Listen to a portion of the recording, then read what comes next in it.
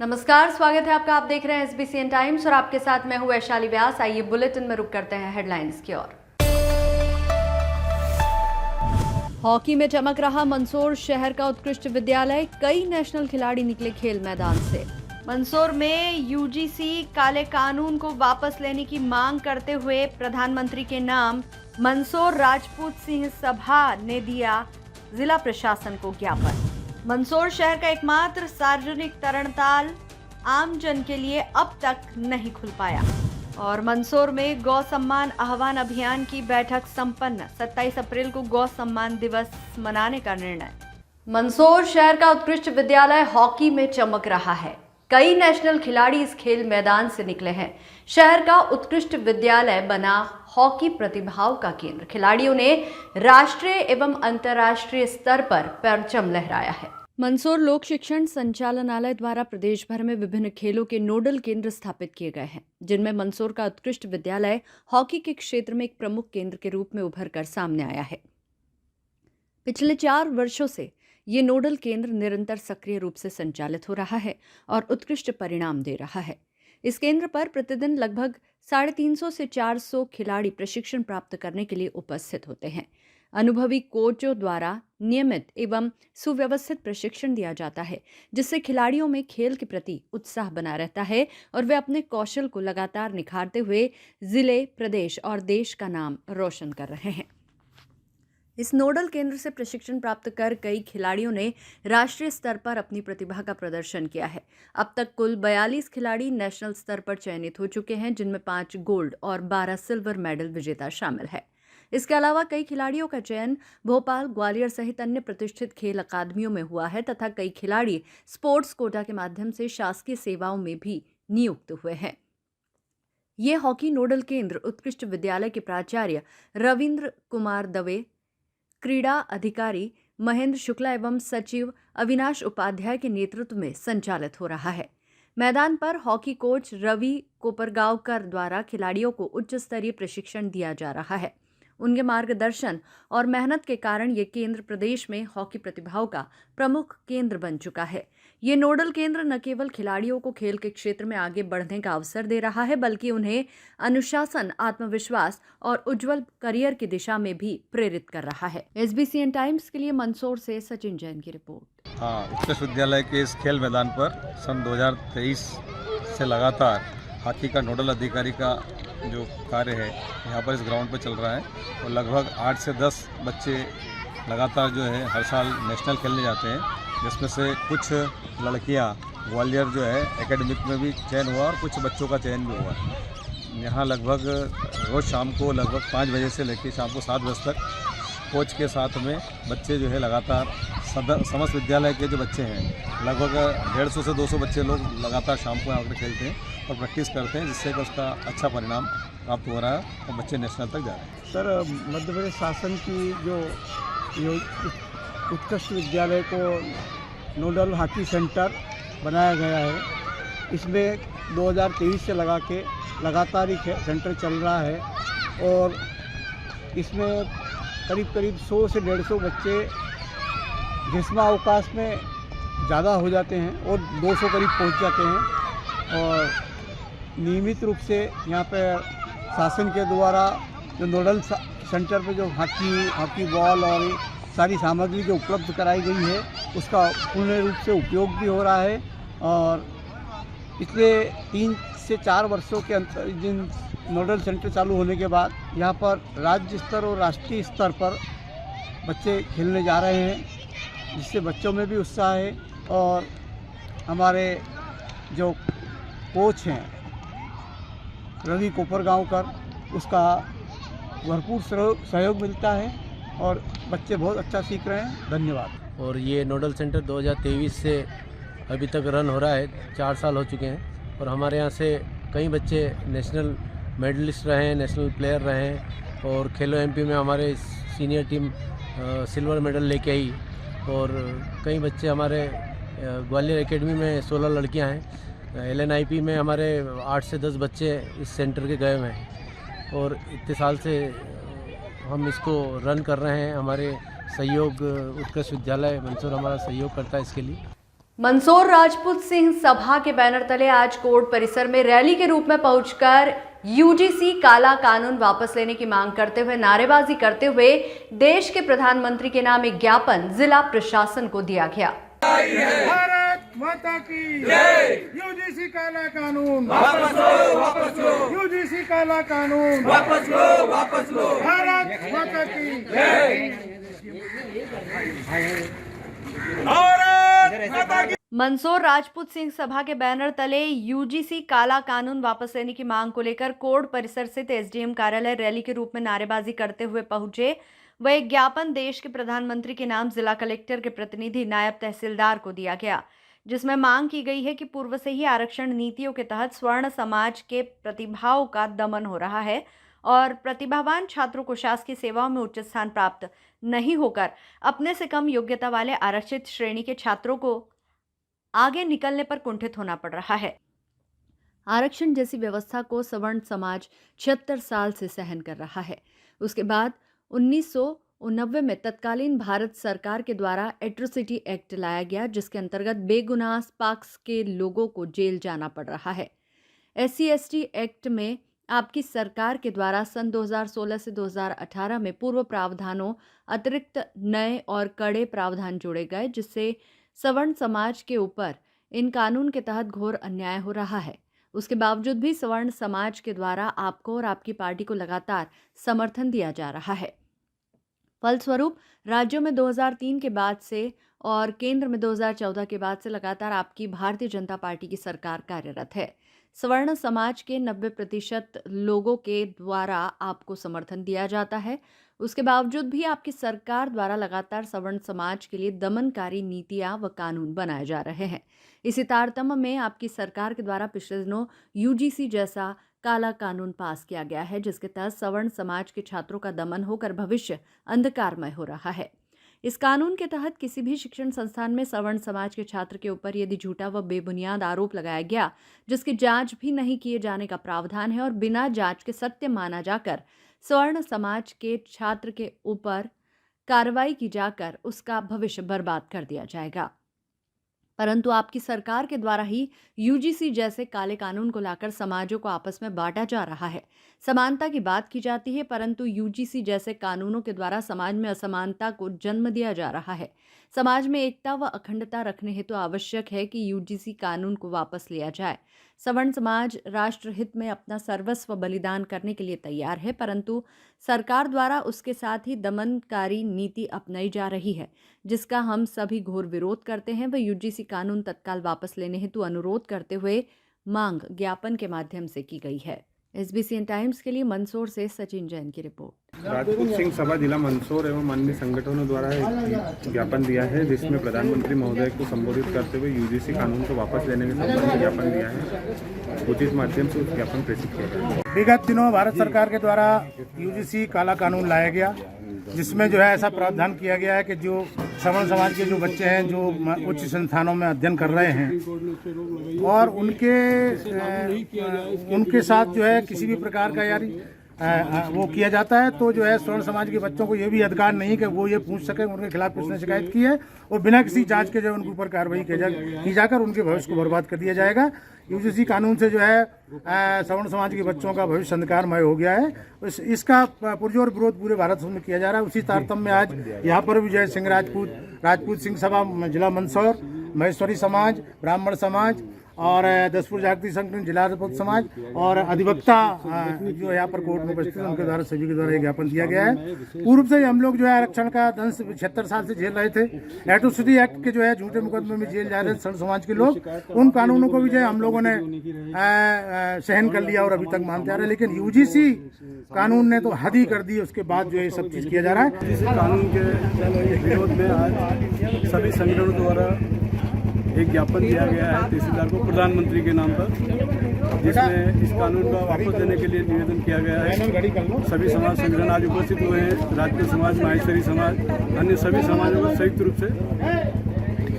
मंदसौर शहर का एकमात्र सार्वजनिक तरणताल अब तक बंद, जहां आमजन कम शुल्क में इस भीषण गर्मी से राहत लेने के लिए स्विमिंग करते हैं, जो वर्तमान में नगर पालिका द्वारा अभी तक आम जनता के लिए शुरू नहीं किया गया। पानी में डालने वाली क्लोरीन गैस सिलेंडर नहीं होने के कारण स्विमिंग पूल शुरू नहीं होना बताया जा रहा है, तो वहीं स्विमिंग पूल को निजी ठेके पर देने का भी विचार किया जा रहा है। भीषण गर्मी के इस दौर में जहां आमजन राहत के साधन तलाश रहे हैं, वहीं मंदसौर शहर का एकमात्र सार्वजनिक तरणताल अब तक लोगों के लिए शुरू नहीं हो सका है। नगर पालिका द्वारा संचालित इस स्विमिंग पूल का इंतजार कर रहे नागरिकों को निराशा हाथ लग रही है। नगर पालिका के अनुसार स्विमिंग पूल शुरू न होने का मुख्य कारण पानी को शुद्ध करने के लिए आवश्यक क्लोरीन गैस सिलेंडर की अनुपलब्धता बताया जा रहा है। अधिकारियों का कहना है कि बिना क्लोरीन के पूल का संचालन करना स्वास्थ्य की दृष्टि से जोखिम भरा हो सकता है, इसलिए फिलहाल इसे शुरू नहीं किया गया है। दूसरी ओर इस मुद्दे को लेकर शहर में चर्चाओं का दौर भी तेज हो गया है। जानकारी के मुताबिक नगर पालिका इस सार्वजनिक तरणताल को निजी ठेके पर देने पर विचार कर रही है। यदि ऐसा होता है तो कम शुल्क में सुविधा मिलने की उम्मीद लगाए बैठे लोगों के लिए मुश्किलें खड़ी हो सकती हैं। SBCN टाइम्स के लिए मंदसौर से सचिन जैन की रिपोर्ट। देखिए, स्विमिंग पूल को प्रारंभ करने के लिए हमने जो भी ज़रूरी तैयारियां होती है वो सब हमने कंप्लीट कर दी है। उसकी साफ़ सफाई विगत 1.5-2 महीने से चली रही थी। उसमें शावर वगैरह भी हमने लगा दिए हैं। क्लोरीन गैस की समस्या आ रही है, चूँकि सभी को मालूम है कि ये जो भी ईरान वाला युद्ध चल रहा है, इससे कहने की दिक्कत आ रही है। तो हमने एक इंदौरी कंपनी है जो पूरे मध्य प्रदेश में क्लोरीन गैस की सप्लाई करती है, उसको हमने लगभग 20 दिन हो गए ऑर्डर दिए हैं। लेकिन उसका ये कहना है कि मेरे पास आगे से जब तक क्लोरीन गैस नहीं आएगी तब तक मैं आपको भेज नहीं सकता हूँ। और बिना क्लोरीन गैस के स्विमिंग पूल हम चालू नहीं कर सकते हैं, क्योंकि पानी जल्द से जल्द ख़राब हो जाएगा। उसका पानी मटमैला पड़ जाता है, पानी के अंदर से बदबू भी आने लग जाती है। तो जैसे हमारे पास क्लोरीन गैस के सिलेंडर की उपलब्धता हो जाएगी, हम उसके बाद स्विमिंग पूल चालू कर देंगे। देखिए, जो नगर पालिका के जिम्मेदार लोग हैं उनको तो नगर पालिका की ओर से एसी चैम्बर मिला हुआ है, तो उनको गर्मी का एहसास नहीं हो रहा है, क्योंकि पिछले 1 महीने से गर्मी चालू हो गई है। जैसा कि हम मानते हैं कि जैसे ही होली जलती है और गर्मी चालू हो जाती है, तो उन लोगों को ये पता नहीं है कि गर्मी चालू हो गई है। स्विमिंग पूल चालू नहीं होने की वजह से प्राइवेट जहाँ पे है वहाँ पे स्विमिंग पूलों में उनको जाना पड़ रहा है लोगों को, तो कहीं ना कहीं उनको ज़्यादा व्यय करना पड़ रहा है। साथ में देखेंगे तो अपन स्विमिंग पूल के महिला जहाँ पे चेंजिंग रूम है वहाँ पे भी स्थिति बड़ी जर्जर है। तो कहीं ना कहीं नगर पालिका की उदासीनता है और निजी लोगों को फायदा दिलाने का एक माध्यम है। गुरुवार शाम नरसीपुरा क्षेत्र से दिवाक माता मंदिर परिसर में गौ सम्मान आह्वान अभियान को लेकर एक महत्वपूर्ण बैठक आयोजित की गई। बैठक संतों के सानिध्य में संपन्न हुई, जिसमें बड़ी संख्या में गौ भक्तों, सामाजिक संगठनों और नागरिकों ने भाग लिया। बैठक में पूज्य गौ शरणानंद जी महाराज, स्वामी चैतन्य दास जी महाराज, पंडित दशरथ भाई जी शर्मा, पंडित विष्णु जी शर्मा, पंडित ओम प्रकाश दवे, पंडित दिलीप व्यास जी, पंडित शैलेंद्र जी उपाध्याय, पंडित सुनील जी पुरोहित, पंडित प्रहलाद जी शुक्ला, पंडित श्याम जी, आशापुरा धाम मंदिर, नई फतेहगढ़, ज्योतिषाचार्य विनोद रुनवाल जी सहित अनेक संतों और विद्वानों की उपस्थिति रही। संचालन विनय दुबेला ने किया, जिन्होंने अभियान के उद्देश्य और आगामी कार्यक्रमों की विस्तृत जानकारी दी। बोलिए गौ माता की जय। मैं भारत का एक जिम्मेदार नागरिक होकर विश्व और राष्ट्र हित में प्रतिज्ञा करता हूँ कि मेरे देश के सभी भारतीय नस्ल के संपूर्ण गौवंश को उचित सम्मान प्राप्त हो। प्रमुख मुद्दों पर हुई चर्चा। बैठक में गौ सेवा, गौ सुरक्षा और गौ सम्मान को लेकर विस्तृत मंथन किया गया। वक्ताओं ने गौ माता को राष्ट्र स्तर पर सम्मान देने, देश भर में गौ हत्या पर पूर्ण प्रतिबंध लगाने, गौ सेवा के लिए केंद्रीय कानून बनाने तथा केंद्रीय गौ सेवा मंत्रालय के गठन की मांग रखी। इसके साथ ही गोचर भूमि संरक्षण, चारा नीति और गौ आधारित कृषि को बढ़ावा देने पर भी जोर दिया गया। 27 अप्रैल को मनाया जाएगा गौ सम्मान दिवस। बैठक में निर्णय लिया गया कि 27 अप्रैल 2026 को देश भर में तहसील स्तर पर भी गौ सम्मान दिवस मनाया जाएगा। इस दिन विभिन्न स्थानों पर कार्यक्रम आयोजित कर प्रशासन को प्रार्थना पत्र सौंपे जाएंगे। मंदसौर में प्रातः 9:30 बजे विश्वपति शिवालय से कीर्तन यात्रा प्रारंभ होकर पुलिस कंट्रोल रूम तक पहुंचेगी, जहां ज्ञापन दिया जाएगा। अभियान को व्यापक स्तर पर सफल बनाने के लिए इसे गांव-गांव और वार्ड स्तर तक ले जाने का निर्णय लिया गया। जन जागरण कार्यक्रमों के माध्यम से अधिक लोगों को जोड़ने पर जोर दिया गया। कार्यक्रम के अंत में सभी उपस्थित जनों ने गौ सेवा और गौ सम्मान के लिए सामूहिक संकल्प लिया तथा अभियान को सफल बनाने का आश्वासन दिया।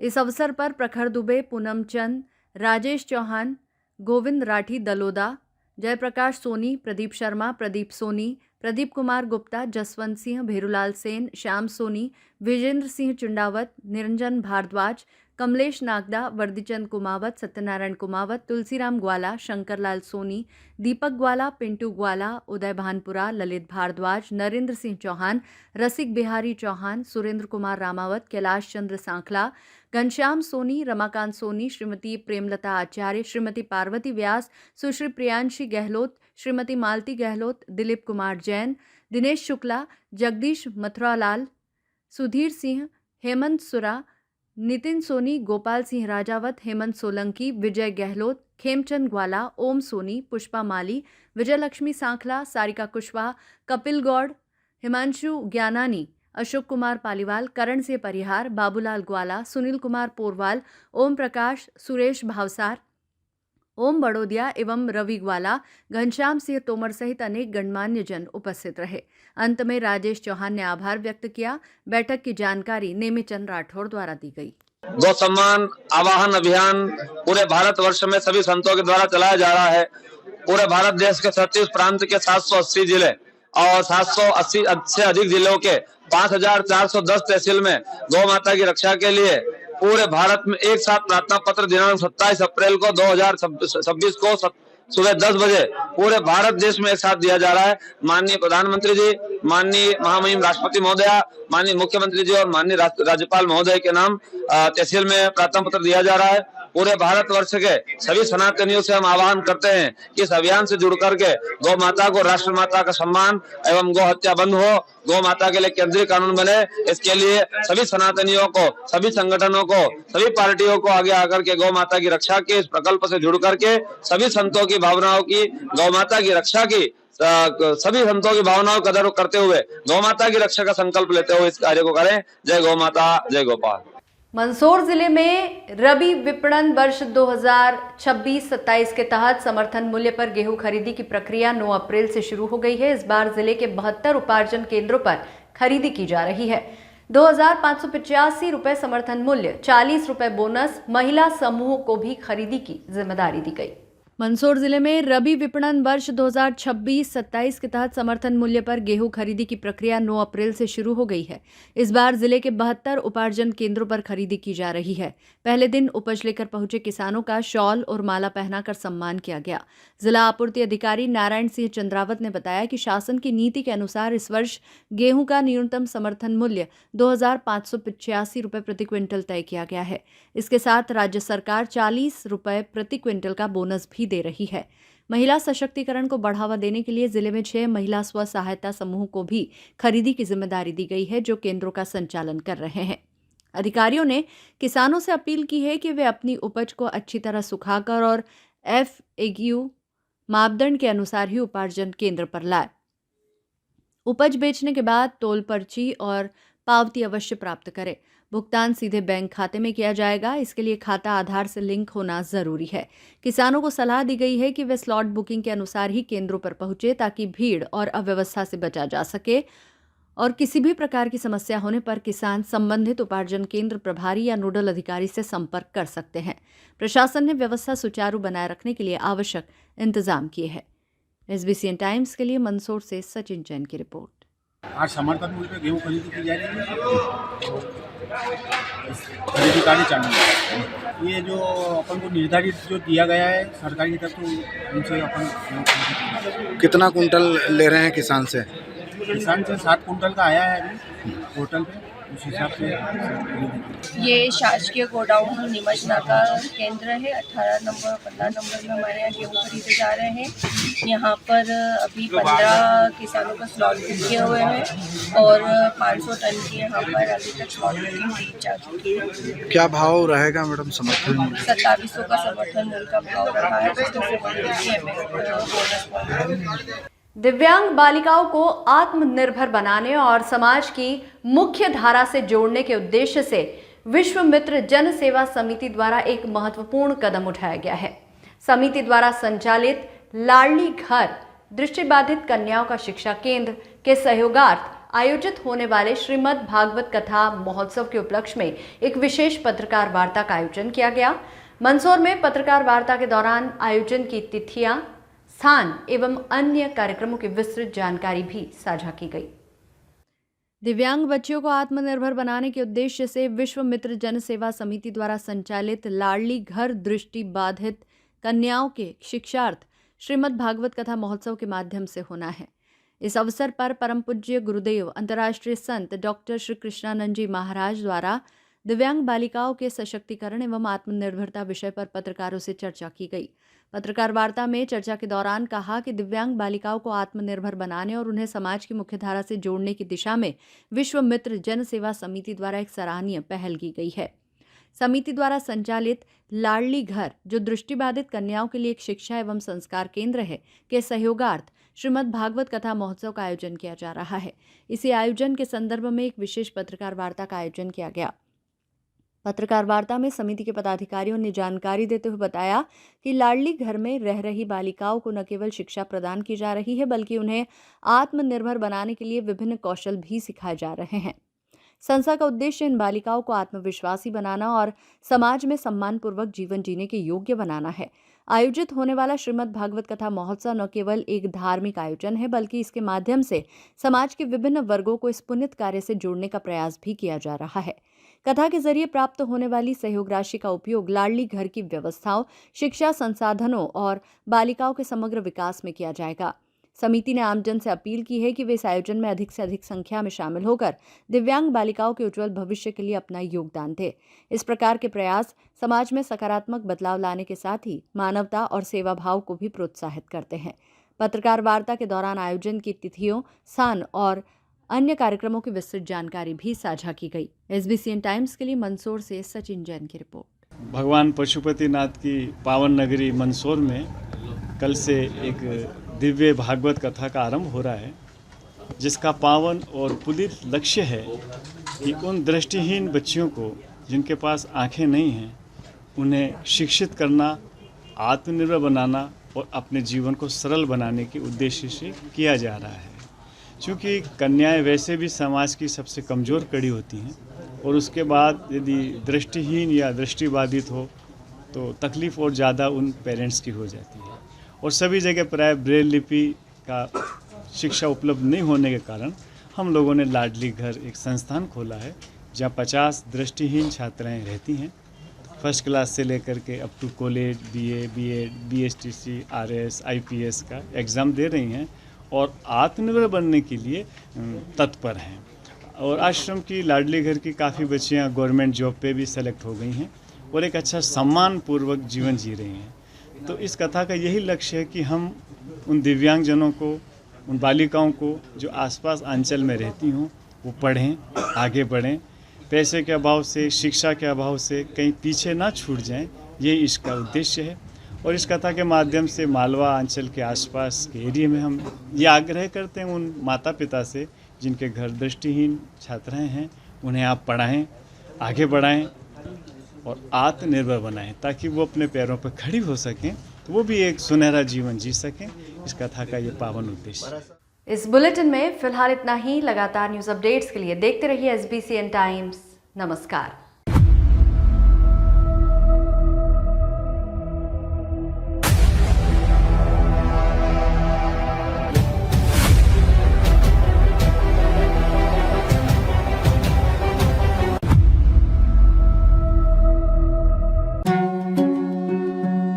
श्री बालाजी केबल नेटवर्क, आपके व्यवसाय की उड़ान का नया आधार। आपका व्यवसाय श्री बालाजी केबल नेटवर्क पर विज्ञापन देकर लाखों दर्शकों तक पहुंच सकता है। हर दिन हजारों घरों में हमारी केबल सेवा पहुंचती है। विशेष ऑफर, पहले 3 महीने के लिए स्पेशल डिस्काउंट। फायदे, आपके विज्ञापन की ब्रांडिंग स्थानीय स्तर पर, कम लागत में अधिक दर्शक, हर प्रकार के व्यवसाय के लिए उपयुक्त। अभी संपर्क करें नेमीचंद राठौर 9425369602 7000409673। श्री बालाजी केबल नेटवर्क, सफलता की ओर एक कदम।